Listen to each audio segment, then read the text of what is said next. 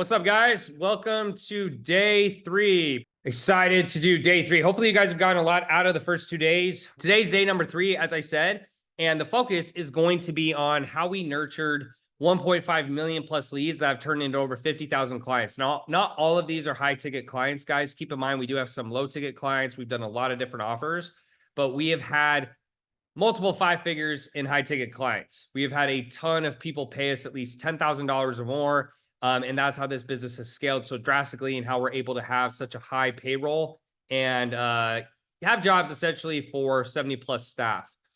Now, if you missed the first 2 days, I'm not going to spend a bunch of time on this, but on the left-hand side, you can see 88 bucks in my college account in 2016.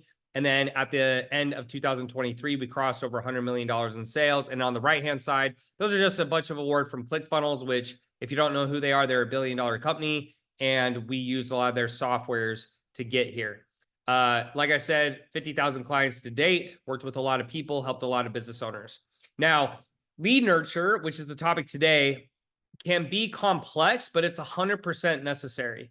And if you're looking at this picture, this is what scares a lot of people off from lead nurture, is because it does look scary. It can be complex if you've never done it before, but it's something you must do if you want to have a profitable business and not start from zero every month. I think one of the biggest reasons lead nurture is so important is if you don't nurture past leads, you're always starting from zero. And keep in mind that a lead that comes in may not want to buy day 1. They might buy day 30 or 60 or 100 or 200. It just really depends. You have to build a lot of trust. And as the marketplace gets more competitive, that is paramount to making sure that you build a ton of trust.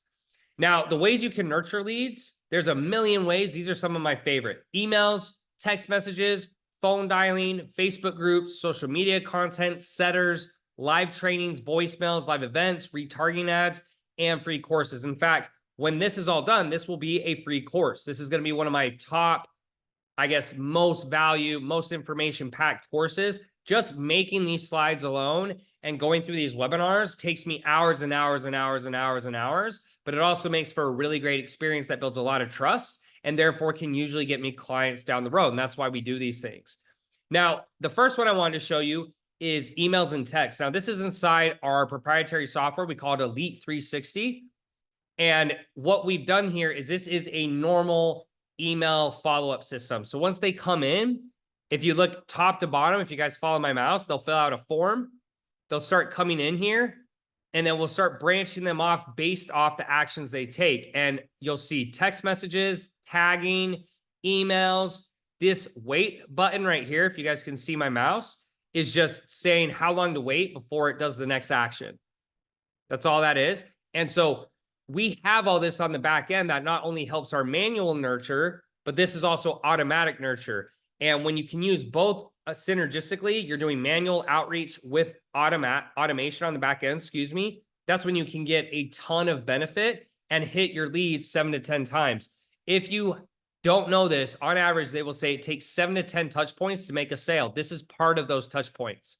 7 to 10 times is what they say is the average. This is how a typical 7-day sequence works. What that means is when a lead comes into your system, you want to have usually 7 to 10 touch points minimum to get them to take the action you want. So if you want them to book a sales call, all these emails are pushing to sales calls. If you want them to buy something, you're pushing them to the page where they can buy it. I like to do 7 emails in a row, 1 per day typically, and then 2 texts. Texts are more invasive. You can do them, but just keep in mind, when it's more invasive, you need to do less of them typically, or people will get super annoyed. They might block you, mark you as spam, and you really don't want that. You want to make sure you're aggressive, but you're not over the top. And typically 2 texts in the first 7 days, I think, is ample, and 7 emails is pretty normal. It's pretty standard, and I think it's plenty to get the point across and try to drive the action you're trying to get them to take. The next system here that you guys are seeing is called Phone Burner. Now, you don't have to use Phone Burner. That's the software we've used. We're actually pivoting over to use our internal dialing system in Elite 360, but this is what we've used in the past. And what you guys are seeing here is a dialing system. So what happens is when the leads come in, all the blocked out names and information is just obviously to protect the identity of the lead. But as they come in, what happens is these leads will be in different folders based off if they were a purchaser of a low ticket product, if they opted into a certain funnel, and then our setters will go in and these leads will load up and they will start dialing rapidly, meaning they'll call, the person doesn't pick up, it goes right to the next number and it starts dialing again. And the reason it does that is to try to call as many leads as possible, to get as many pickups as possible, so that we could close as many deals as possible. So that's Phone Burner. It's a dialing system. Don't get tied to the software in general, guys. I'm going to show you what we use. Obviously, I think the software we use now is the best. That's our proprietary software called Elite 360. But don't think that, oh my gosh, if I don't use this software, I can't get the result. The biggest thing is, are you taking the actions you're supposed to take? Not what the actual software is that you're using to do it. Inside the software, this is how it looks. So if you look at the left-hand side, you can see it's my name. This is a practice call. You can see a fake number up here. You can send emails. It also will show notes. So if you have different dialers, whether it's you or setters on your team, you can see where to, what's happened. And then at the bottom, you actually can see what's called dispositions. Dispositions just means what's the final action you want the software to take. So if they pick up, I'll click live answer. If they don't pick up, I can send emails and or voicemails. And so, for example, if you guys get a call from me and you don't pick up, I would probably click one of those dispositions that would send you an automated voicemail and an automated email so that I don't have to send a manual one to each and every person. Okay. This is what the script would look like. So this is going a little bit into the sales portion. That's what we're going over tomorrow. But when you're dialing and calling leads, this is how it may sound. So I'm going to go through it top to bottom. So I might say, hey, John, this is Tanner with EliteCEOs.com. How's everything going? And usually the person says, yeah, it's going good. You're like, awesome. I was just calling about the online training that you downloaded for me and my team. Are you still trying to scale your online business? Yeah, great. So the reason I called is we are offering a free training from one of Tanner's paid masterminds. And so I just wanted to see which one's the most relevant for you. If I can just ask you a couple questions, I'll be able to send over the one that's the best fit. So what we're doing is they've given us permission to call because they opted in. They're usually looking for help. That's why they opted in. We're just bringing that up. And then as we're bringing this up, the goal is, yes, we're trying to help, but really we're trying to see, A, do they want help? And B, do they have finances to pay for help? Okay. Keep in mind in business, guys, it's if someone cannot pay you, they need to consume your free content. So for example, if right now on the webinars, we've had a couple hundred people to 100 people to a couple hundred people, excuse me. And, you know, if someone on here wants more specialized help, they'd have to pay. If they can take what I'm showing here and run with it, great. That's the point. This is free. So the goal here is I'm trying to give strategy, but I don't have time beyond this to spend, because if I'm not being paid for my time, I have to spend it elsewhere. And that's just very normal. So don't feel bad if not every single person you talk to is set for a sales call. That's not the goal. The goal is to set the people who are in a position to pay so you can grow your business. So once they say yes, what you guys are seeing up here is these are text messages I will send if they don't pick up. And they'll have different trainings and things of that nature. You can also see resource links down here if they're not a good fit, meaning if they don't have money or they're not in a position to buy. And then we move into what I call the frame. So once they've agreed, yeah, like you can ask me some questions, what we'll usually go into is, great. So what do you do for work? Are you trying to go into online business full-time or part-time? How much do you need to make a month? What's your struggle? And, you know, once you figure that out, I'll ask, you know, so would it help to have a step-by-step blueprint? And they're like, yeah, great, it would. And all I'm doing again is making sure I understand the need, I identify that, and then if they have the funds to invest. Those are the two biggest things. And then once I've cleared that, let's say they don't have the funds or they can't do it, I'll say, hey, you know, no worries. It doesn't sound like it's the right time. Let me go ahead and send you over that training. And then if you have any other questions, let me know. So the call ends on a great note. You still help them, you send them some training, and you're not wasting anyone's time, right? You're not sending a sales call that's going to take an hour that's never going to close. If it is a fit, then what we'll do is we'll move to the CTA. So you guys can see this in the script. You guys will get access to all these scripts. Don't worry. You don't have to write it down or do anything crazy. We're going to get you all these scripts. But then what I'll say is, great. So look, I have a training for you that'll definitely help. while it's definitely good, it's probably not going to be the silver bullet to get you to XYZ goal, which is true, right? Even this training, if this is the only thing you needed to get to $1 million, there'd be a lot more millionaires. Trust me. There's a lot of tactical, small, nuanced things that vary per person that I can't possibly cover on this call because it's a general broad call. Okay. Once they say that, or once I say that, I'll say, great. So I'll send that over. Now, but look, in addition to that, we have clients who are doing XYZ results that are similar to what you're looking for. Independent, excuse me, if you're interested in being a private client or not, I can pair you up with one of our sales advisors or myself if I'm the sales guy, and walk you through some of the frameworks our clients are using. If that's something you'd be open to. If they say yes, you book the sales call. If they say no, you don't. But keep in mind, the set call is to make sure they are qualified. So if I dialed every single person who came to these trainings this week, the first thing I would want to do is make sure that you guys are qualified before I set a sales call. If you're not qualified, that means you may have desire, but you don't have cash. Or you may have cash, but you don't have desire. You need both to make a sale. Okay. Once they book the call at the bottom, we actually will send them homework. So we'll say, hey, watch this before the call, just to make sure you're ready. Here's some of our client testimonials and reviews. We're really highly rated on Trustpilot, and then we're good to go. Okay. The next way you can nurture people is Facebook groups. I have a Facebook group that has about 18,000 people in it. We try to keep it lean and mean. We don't want a lot of people in there. We only want to let people in who we feel will buy from us later on. And we post content as needed.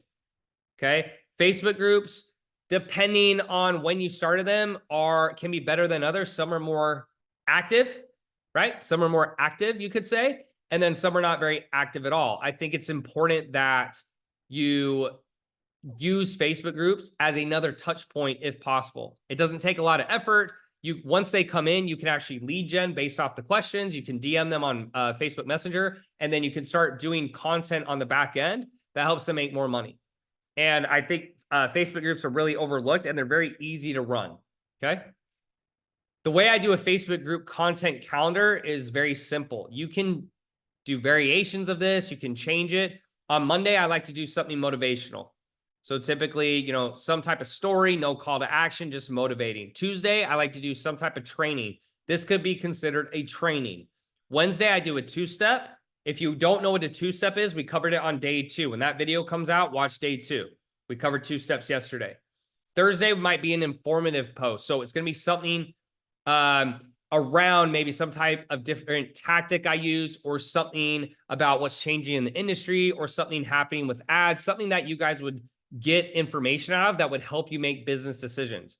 Friday would be a live training. So this is a live training again. And then Saturday would be an educational post. And then Sunday might be off or a testimonial. That's a very simplistic content calendar. You can do a million variations of this, but this is one that I like to follow. Next thing is social media. Guys, just so you know, I am not the world's best expert on social media. In fact, that's the next thing I'm trying to conquer. I think I could do a lot better with my social media. I think I could do a lot better with my organic content. I think I could put a lot more time into it. I am very good at paid ads. I do enough, I think, to have a better than average social media if you compare it to the average person, but I don't think I'm Mr. Beast level or anything of that nature. But what's important with social media is not really how big your audience is in terms of being a business owner. What's important is that the content beats the objections that your prospects have. So for example, I do a lot of content on sales. I do content on marketing, ads, objection handling, hiring, firing, messaging, because those are a lot of questions that my clients or prospects will have. And so I'm not really looking to go viral. I'm looking to make sure that when people come to my content and see my page, that I build trust, that I know what I'm doing, and so that they want to work with me. So don't be so concerned about going viral as much as, does the content talk about the problems and speak to the pain points that your ideal client is going to want to work with, right? If the content does not resonate, it's going to be tough. And so I think one of the reasons my content over the years has pulled in a lot of clients is because I can resonate and relate to where people are at. I started from zero. I didn't have any income to start. I bootstrapped it. I moved home. I pay my parents' rent. I was made fun of, I was bullied, I went on and made some money, etc. So it's just keeping it relatable and then talking about the biggest obstacles, objections, issues I'm having. Keep in mind, we're not content creators, we're business owners. We're building content to make money. We're not making content to get views. It's very different. Virality does not always equate to sales. But if you create good content and you have a good sales strategy, which we're going to cover tomorrow, you can make a lot of money. There's a lot of people I know who are very wealthy who are not well known, but I don't know a lot of well-known people, or excuse me, but I know a lot of well-known people who aren't very wealthy. Okay, so yes, if I had 1 million subscribers on YouTube right now, would I make more money? Of course, 100%. I'm not saying that wouldn't help you, but if that's your main focus, that's going to take all your time and energy from the business. It's very different. I cannot become Mr. Beast unless I spend 16 hours a day creating content. That's not what I want to do. I want to build companies. I want to build businesses. I want to help people. I'm not saying he doesn't help people, but hopefully you guys understand the point. Okay. Next thing, content calendar. If you're doing this by yourself, not as important. As you build a bigger team like me, it is very important. So we actually have a social media manager who uses a content calendar, bunch of softwares you can use. I'm not really sure which one this is, but she loads up the content and where she needs to post it to keep track. If she doesn't do this, it makes it very, very difficult. So this is just a overview of a content calendar. It doesn't need to be anything crazy, but I do think as your business scales, is you can load content up in the future. I don't think most of you, if you don't have a large team, let's say that's over 100,000 a month, should be posting more than one piece of content a day, if that. If it takes you more than 30 minutes to create the content, it's too long. You don't need to spend tons of time on content. Yes, you need to be visible. They need to know you're a real person, etc. But you spend more time as the business proportionately gets bigger. So I spend more time on content now than I ever have before, but I have 70 staff. A big thing as you're watching these videos, do not try to copy me. Copy where I was. Don't copy where I am. So Gary Vee will say, hey, do this, do that. I love Gary Vee, but he runs a $200-300 million a year ad agency. If you try to copy him, you'll fail. He has a bigger team than you. He has more leverage. You do not. Do not try to start where I'm at, start where I was. And if you watch these videos, I'm taking you through the exact processes I did. That's the point. So just keep that in mind. The next thing is then having setters. You can also call these messengers. All I'm showing you is our internal Slack where we have a bunch of setters and messengers. Their job is to message all the leads all day, text, email, DMs, you name it. Now, if I can be in there and talk to someone or they need help, I will go in. But think about it. I cannot possibly run a multi-8-figure company if I'm in DMs all day, can I? I can't even be on this webinar. So I have to have people to represent me or speak as me or help me when I'm running the company. It's just normal.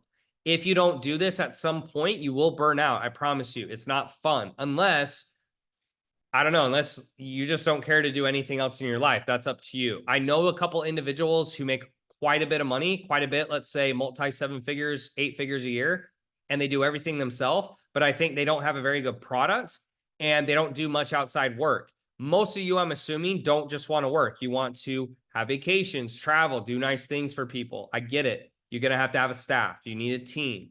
It's just part of the game. You don't start there, but eventually you will need setters. The setters will go in and message all the leads, and you need to have SOPs, cadences, scripts. We're going to give you all those scripts. Don't stress, but you have to have those. Messenger logistics. I know someone's going to ask a question about this. Tanner, how do I pay people? Don't worry, I got you. This is how it works. If you're doing a B2C offer, so business to consumer, non-ROI financial, you're going to usually pay $12 to $15 an hour. That's typically for offers 3,000 or less. If you have a B2B offer or ROI positive for finances, it costs $5K or more. You're going to pay 18 plus an hour. Why? You need better talent. The better the talent, the more you must pay. So keep that in mind. If you're selling to people who don't get sold to very often, which is usually consumers are, they don't have a business. Let's just say that. It's a little easier typically because they're not sold to very often. So it's not you don't need as much skill. If it's a business owner like me, your setter has to be very good, or I'm going to be able to pick up what's happening. So they have to be a lot more efficient and talented at communication. The way I run my team is you have 2 people minimum, and usually they'll do 6-hour shifts. If you're in the beginning phases and you have 1 person, do not compare yourself to me. But if you want full day coverage, you have to have 2 people typically, and they do a 6-hour shift. Why 6 hours? After 6 hours, the quality of the work goes down. Okay, so hopefully that makes sense. Then if you want a night shift when you sleep, so let's say you want full 24 hours, 7 days a week coverage, you'd have someone go in after that who could do the overnight. Pros and cons to that. The pro is you get full coverage. The con is a lot of times those individuals live in maybe Africa or Asia, and they're not as quality, or they're not as good at English. And so you lose more than you gain. Depends again on your offer, but that's just advice, practical advice that you guys can take. Bonuses. You do bonuses based on closes. So a bonus for a setter means if they set 10 calls, but I close 2, they get bonuses on the closes. Why? You want to give bonuses around the behavior you're trying to incentivize. If you give them bonuses on call set, they're just going to try to set as many calls as possible. That's not really what you want. You really want closes. You don't want set calls. And so what we do is we give them $25 to $300 depending on the difficulty of the set call. If it's organic cold DMs, they'll get closer to, excuse me, guys, they'll get closer to 300. If it is a follow-up from an ad, they might get 25. It depends how difficult it is. And then we build a system based off that. The KPI is very important. We pay hourly, okay? You can also pay a base fee or commission. I just like to do hourly because for messengers, it's a little harder, I think, to keep the business profitable if you pay a base fee. It allows us to move people in and out, have full-time, part-time. It's a little different. If they're just calling, then usually we'll pay $1,500, 3% of calls closed, cash collected. If they're messaging, then we usually do hourly. It's a little bit different. They need to hit 0.5 apps per hour for warm leads to stay on the team. That means if they work 6 hours, they need to get 3 applications, and they need to be quality, not crap. They need to be quality. If they fall below that, they can't stay on the team. If it's a cold DM, they need to be 0.1 to 0.2. That means for every 10 hours of work, they should get 1 to 2 apps. It's much harder to do cold DMs. You cannot set the same expectations as paid ads. Paid ads are much easier. You want to incentivize them to set good leads. That's why you pay per close. And then the way we do it is if you have multiple setters, we have a question in the script. Let's say there's a 10-question script. You guys are going to get our script. And at question 7, whoever's done that question means they send that message, they will get the bonus. It doesn't matter if one person gets the bonus if the whole team's helping the whole time, right? So some people will do the first 7 questions, they get off shift, and then the second person will come in and finish the conversation, and vice versa. You just want to make it so it's team oriented. You don't want to have everyone out for themselves and they're just worried about getting theirs. It needs to be a team thing. You can also set it up where both people get a little bit of it. It just gets harder to track at scale. So we just did it where, hey, this person, if they send this question in the script, they get the lead, they did the most work. And then it ends up evening out, honestly, because everyone's still helping each other. So it's the same thing. Okay, there's a million ways you could do it. This is how I did it. I only talk about what I've done and what I know. This is what I've done. Next thing is live trainings. This is a live training. That's not a very flattering picture of me, but oh well. This is what I'll do very often. Typically, it'll be call reviews or higher level trainings that I enjoy that also show my expertise. I don't like talking about a lot of things that I consider quote unquote low level, not because I don't enjoy it, but because I'm also trying to attract a higher level avatar, business owners who are already existing or have some revenue, etc. We work with beginners as well, but if I want higher level leads, I must talk about higher level content. If I only talk about low level content, I attract low level individuals. The next thing is voicemail. So this is actually my COO. You guys will possibly meet him, I think, on, I don't know what day it is. Anyways, he's awesome. You guys will see him in my company. He runs our backend Elite 360 software. Every single person who comes in our system actually gets this automated voicemail. Okay. It really helps to nurture the process. They also will put your name in this picture. So if you see up here, this says Chad.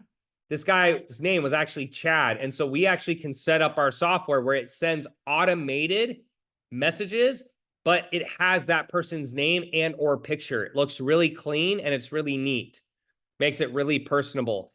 If clients work with us, this is part of what we help them set up, right? Is this type of follow-up system, processes, etc.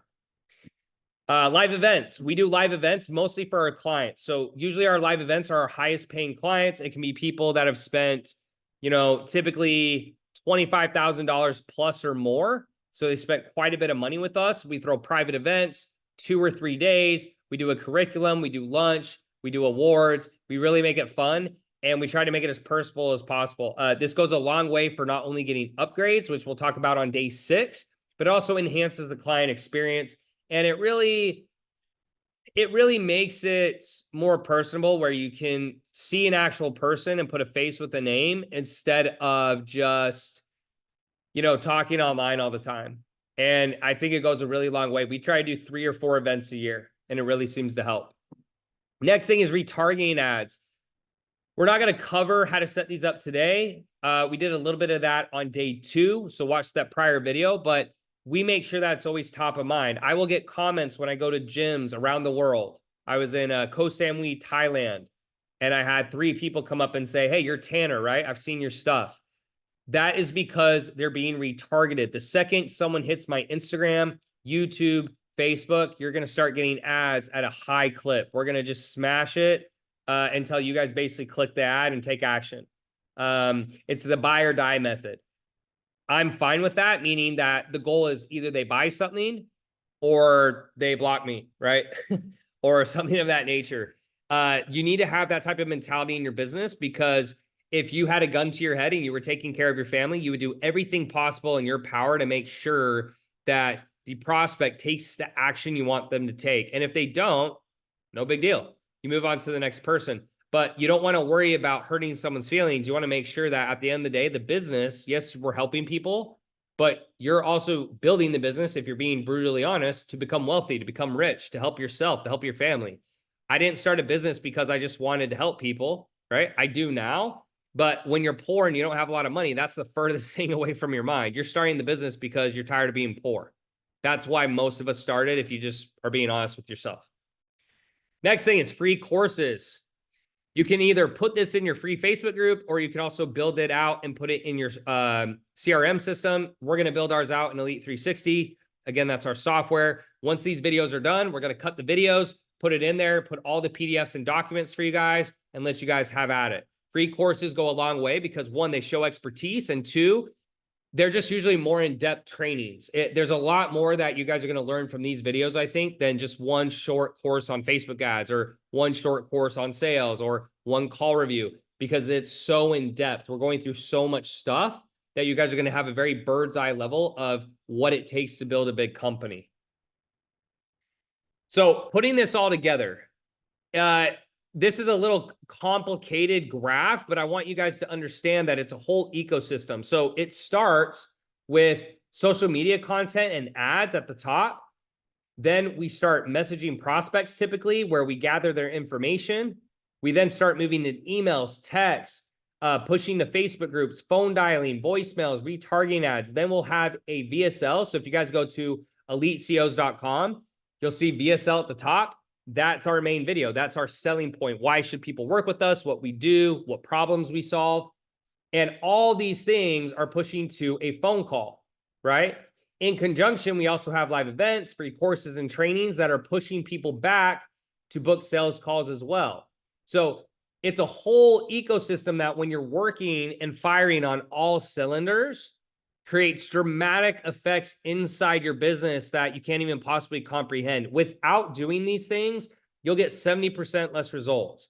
As soon as you start doing these things, you'll go, oh, so it's more effort and output than it's actual luck. A lot of people, they don't do any emails, no texts, no Facebook group, no dialing, no voicemails, and then they don't get results and then wonder why not. they're focusing way too much on this video sales letter or video, hoping that that's going to do all the hard work when it just simply is not the case. There's a lot of options out there, guys. There's a lot of businesses people can give their money to. And rest assured, if they don't buy from you, they are buying from someone else. It's not that they're not spending it. They're just not spending it on you, which means you were out-marketed. You were outsold. So hopefully that all makes sense. Tomorrow, we're going to be covering more in sales. Today's a little bit shorter because I wanted to show you guys the whole ecosystem. Keep in mind, I'm not going through the scripts right now because they're all going to be in the course. I showed you guys the stuff you're going to get, but all the scripts, the messages, the emails, the text, all those things are going to be inside the course that we're going to build. What I want to do next is answer any questions you guys may have that you can put in the chat. If it's more complex, I'll bring you on. If it's simplistic enough, I'll just answer it right in the chat. Leon asked, nurturing questions. We have 3,000 leads. What should be our nurturing strategy? So yeah, Leon, if we just go back to the last slide, excuse me, it should look something like this. You don't have to do all these things at once when you're at the beginning, but I would say the most important things is, are you emailing everyone? Are you texting everyone? Are you calling everyone? If you're doing that, that's going to be 80% of the results. All the other things are going to be the 20%. So focus on the 80, come back to the 20. You also asked, what should we do with people who show up on sales calls but don't convert? It's called a reoffer. So we're going to cover that tomorrow. So I'm not going to cover it today, but a reoffer is what we do to every single person who does not close on a sales call. So we're going to cover that tomorrow. That's actually a great question. Number 3 question, you said, how long should our email sequence be and what topics? 7 to 10 days is the normal. And then you can start doing email blasts after that. An email blast, for everyone who doesn't know, guys, is just where you're sending a daily email, so to speak, or a weekly email or bi-weekly, however, the bigger your list, the more often, the smaller the list, the less often. In terms of topics, Leon, I try to tell stories that relate back to what I'm selling. So I always use fitness examples because it's easy. So let's say I'm selling weight loss and my email headline says, how to eat whatever you want, right? So it drives curiosity. And I come in and say, I don't know about you, but when I was a young kid, all I wanted to do is be a bodybuilder, but it seemed like no matter what exercises I did, I couldn't lose weight. And it wasn't until later when I read XYZ magazine that I realized it's not so much about the workouts, that it's about nutrition. And then I started going heavily into chicken, broccoli, rice, oatmeal, all the foods that I thought were healthy to be a bodybuilder. But I soon after realized that you don't necessarily have to eat that to be shredded. Why did I think that? I saw a guy who was eating cereal every single day and had a 6-pack. And then I relate it back to a CTA. So I keep going with the story and then might say, so if that's what you want to do, if you want to eat cereal and still have a 6-pack, go ahead and click down below and book a call with me and my team. We'll tell you how. Or go ahead and click down below and watch this training. We'll tell you how. It's just making a story and relating it back to the subject line and talking about a pain point that's a big deal for them. Again, guys, if you're always looking for examples, look at what I do. If you guys opt into my email list, you'll see what we say. You can get called by my team, and you'll learn a lot just by going through our funnels, even if you don't want to buy anything. Patty asked, how do you promote free courses when you have no funnel or website yet? What is the best way to create a course? So, Patty, I wouldn't create a free course if you don't have a funnel or a website yet. What I would do first is make sales.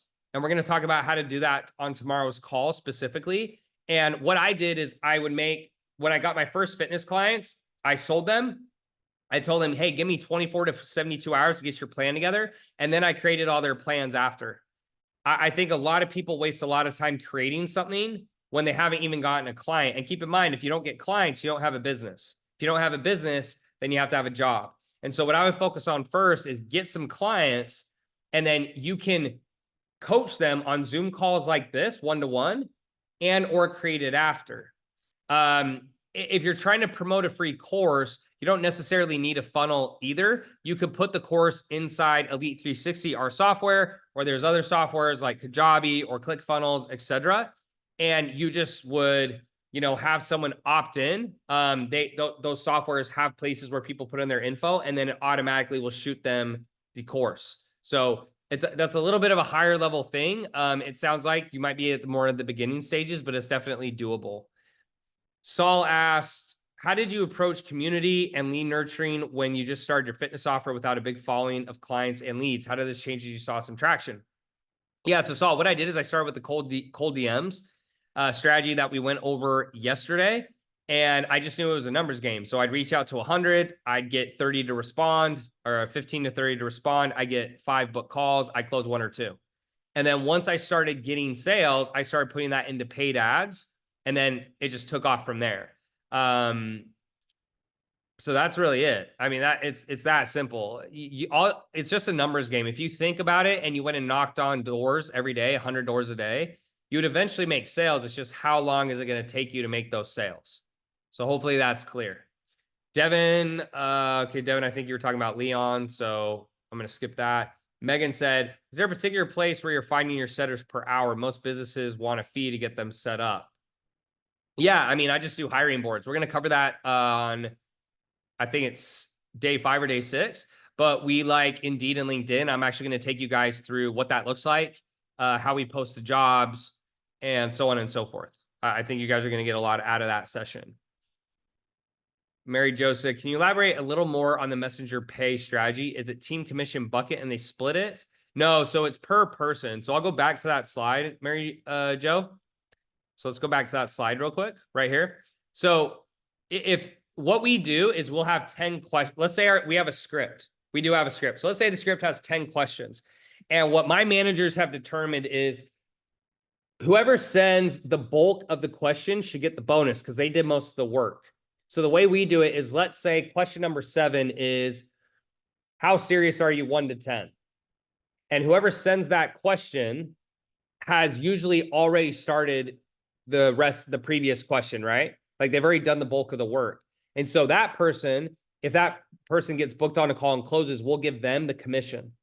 The reason it works is because if the person who finishes the conversation comes on to work, they're getting the same benefit when they start messages, right? So that's just how we've decided to do it. You could also make it a pool where everyone gets a little bit, but as the team gets bigger, it starts getting harder because if you're, for example, if you're splitting $50 between 7 people, it just becomes kind of annoying a little bit and it makes it a little harder. And then it doesn't really make any difference, right? Like if you're getting $2 every single sale versus $25 on only the sales you set up, it's the same thing. So we just decided to do it that way. Hopefully that makes sense.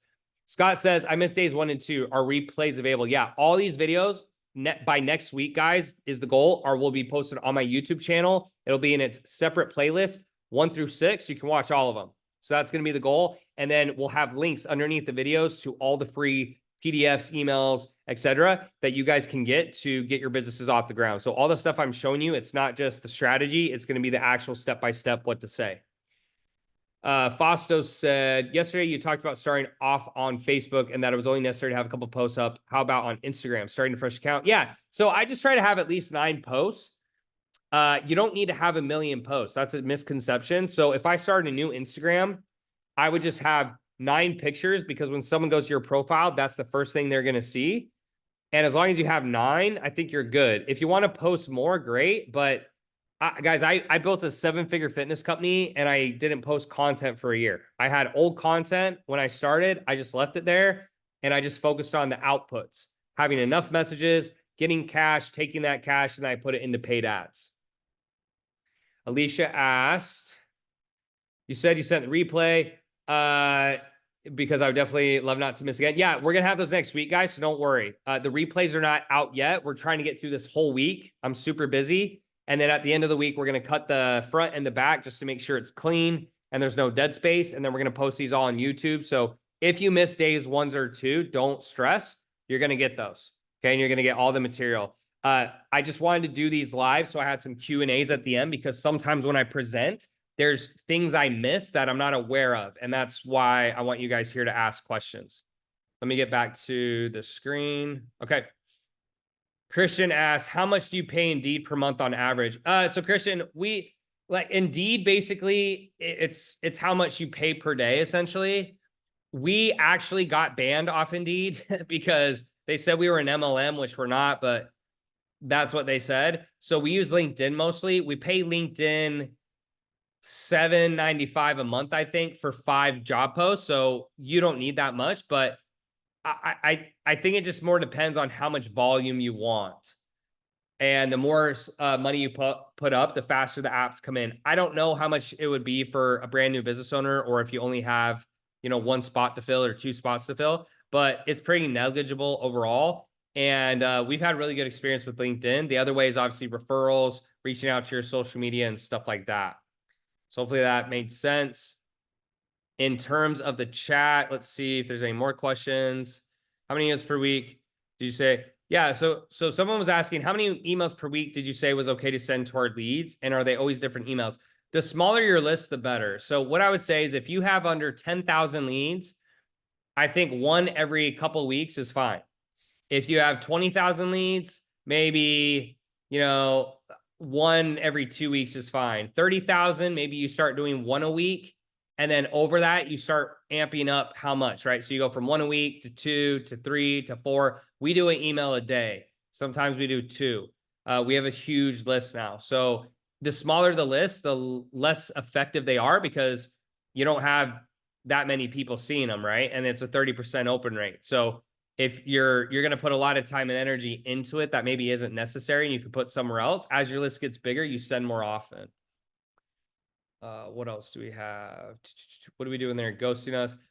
Someone said, what do we do when they're ghosting us after we do the presentation, the demo call? So guys, if they don't buy on the call, they're probably not coming back. We're going to cover tomorrow what you can do. It's called a reoffer. So we're going to cover that tomorrow on the sales portion. But if they're ghosting you after the call, it's probably because they don't want to buy. And so your shot to close is on the call where you ask for the credit card. If they don't buy, they're probably not interested in buying. James asks, how many different buckets of nurture leads do you have? Or is it 7 days and everyone is the same? How many different buckets of nurture leads do you have? Yeah, so James, it's usually for 7 days. And then we put them in different buckets based if it's a free course or lead magnet or a low ticket buyer. So it's usually just 2. And then it's based on the avatar. So I have different companies. So if we're selling to sales reps, that's going to be a different bucket than if it's a business owner, right? But it's just based on the type of content that they've consumed. So if it's a free thing, I'd have that avatar in a free bucket. If it's a paid thing, I'd have the same avatar in a paid bucket. So it's usually just 2 buckets. Let's see. How many times I've no idea why. I would love to hear their feedback. Then bar share. What would you do? Let's see. Alexander. Okay. So Alexander's saying, yeah. So Alexander, the people will tell you, yeah, unfortunately, people are not going to give you feedback on your sales calls. We're going to cover that tomorrow. I would say that when you're on a sales call, they're going to tell you the problems they have. And it's going to come down to if you can show them, hey, here's what most people do, and here's what I do, and here's why what I do is superior. And usually when I listen to sales calls, people are listing off features and benefits, and that's not why people buy. People buy because they are convinced that you are superior to what's out in the market. Remember, guys, when you charge high ticket prices, people are not buying something that costs more unless they feel it's superior, right? So if I charge $3,000 and someone else charges 100 and they feel it's the same, they're going to buy from the 100. So probably what's happened, Alexandra, is when you're on the calls, you're not following a good sales structure. And tomorrow we're going to do a live call review and we're going to go through my sales script. So tomorrow is going to be a much longer call. I would say it's going to be at least an hour for the sales portion. And then it's going to be an hour for the recorded call. So we're going to be probably 2+ hours tomorrow. So I would definitely come to that. That's going to help you a lot. What else we got? Joe says, I'm currently setting up a SaaS and marketing agency revolved around AI to help small businesses, bootstrapping. Nice. What would you do first to get off the ground and get money to launch the startup? Sell it. Well, actually, let me back up, Joe. So I usually would not recommend you start a SaaS. So I don't want to discourage you, but usually the reason I wouldn't recommend it is it's hard to bootstrap it because if you're selling a software that doesn't exist, it's hard to deliver it. That's why I like service-based businesses to start, because if you're selling fitness or you're selling business consulting or an ad agency, the second they buy is then you sell the service. Now you're actually delivering it. You don't have to deliver anything until they buy. With the software, if it's not built, then realistically, I mean, there's not much you can do unless you're going to build a wait list. So what you could do is if you want to do the SaaS, you could go ahead and pre-sell it and you tell people, hey, here's what it's going to do. It's going to be ready in X amount of days. And if you buy now, you'll get it at a discount. But it's a hard sell because most people might say, well, hey, I'd rather just wait till it's done. Unless it's something they really believe in. So I give you one of two things. Either A, change what you're going to start your business in, or B, pre-sell it, because you're going to need some cash to get that thing off the ground. Otherwise, you're going to be sitting around for months on end waiting for that to get fixed. The other thing is I've done SaaS before. The first SaaS I did, I lost about $250,000, never got done. The second time I've done it has been much better. But right now, for example, I've been waiting 2 weeks for a bug to get fixed that has a grayed out screen. So I'm not usually a huge fan of SaaS for beginners. It's usually more experienced individuals, but I also don't want to deter you. That's my advice. Hopefully that's somewhat helpful. Mary asks, will you be sharing the question script to us? Yeah, Mary, definitely. James asks, if you did a messenger to a 15-minute call to a sales call, would you have the messenger also do the 15-minute call or just have a set person for that? No, so you don't need to do them. Okay. Oh, good question. So yeah, so James, usually if you're doing a 15-minute call from Messenger, it's a cold DM. That's the only time you should be doing it. So if you're doing that, it's up to you. They can either set the call for you and you take the call, or they can take it. It just depends on their skill. Usually talking on the phone is a little different than messaging. Some people can handle it, some can't, but you can do either or. It just depends on who's in your business and so forth. So Alexander, you said, can you tell me whether you start at 8 p.m. UK time? So I don't know what time it is over there. Right now it's 3:49. I started 49 minutes ago. So whatever time it is in the UK right now, minus 49 minutes is when we start. Is it worth paying a marketing firm $2,000 per month to send us traffic to a free call funnel from Google? I mean, it depends how much you can spend. I went over this yesterday. So Nelson, I mean, basically tell me how much money you have to spend. Think of it this way. If your budget, guys, is not high enough, you're going to waste more money paying an agency than if you just try to figure it out yourself. Think about it. If I spend $2,000 a month on ads and I pay agency $2,000 and they get me a $10 lead cost, that means if I did it myself, I could just get a $20 lead cost and get the same results, right? Which is twice as bad.